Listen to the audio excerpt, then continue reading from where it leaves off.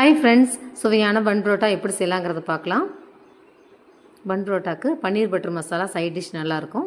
3/4 kilo மைதா மாவு ஒரு பாத்திரத்தில் போட்டிருக்கேன். காய்ச்சி ஆறின பால் 1/2 டம்ளர் விட்டுருக்கேன். 1 ஸ்பூன் உப்பு சேர்த்துருக்கேன். தண்ணி கொஞ்சம் கொஞ்சமாக தெளித்து மாவு பிசைஞ்சிக்கலாம்.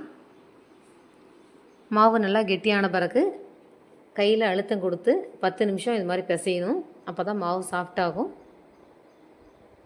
மாவு பிசைஞ்சாச்சு.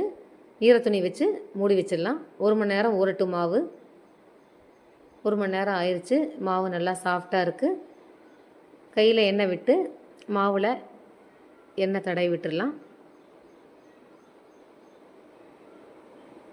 மாவு காயாமல் இருக்கும். அப்போ தான் பிசைஞ்ச மாவை சின்ன சின்ன உருண்டைகளாக உருட்டி ஒரு பிளேட்டில் வச்சுருக்கேன்.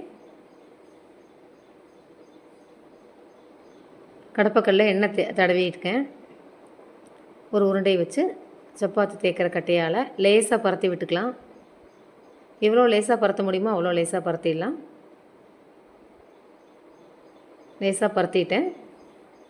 மாவை மடக்கி விட்டுடலாம். 2 பக்கம் மடக்கியிருக்கேன்.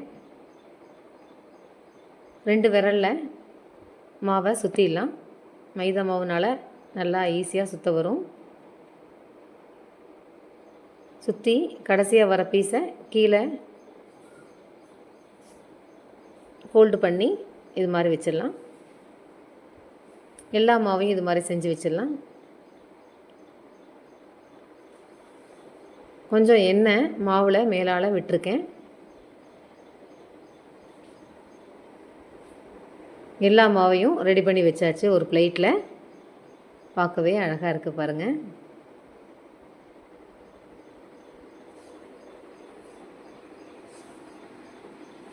பரத்தி வச்ச ஒரு உருண்டையை வச்சு லைட்டாக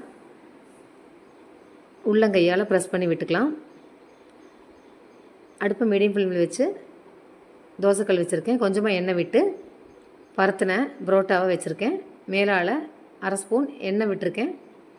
அடுப்பை மீடியம் ஃப்ளேமில் தான் வைக்கணும். ரொம்ப ஹை ஸ்பீடு வச்சா உள்ளே வேகாது. திருப்பி கொடுத்துக்கலாம் 5 நிமிஷம் கழிஞ்ச பிறகு. பார்க்கவே பன் பரோட்டா அழகாக இருக்குது. நல்லா சுவையாகவும் இருக்கும்.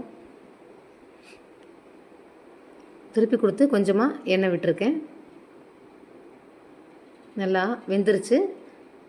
3 பரோட்டா வச்சு மேலே தட்டி சைட்லேயும் இது மாதிரி தட்டி எடுத்து வச்சிடலாம். சுவையான பன் பரோட்டா நீங்களும் இதே மாதிரி செஞ்சு பாருங்கள்.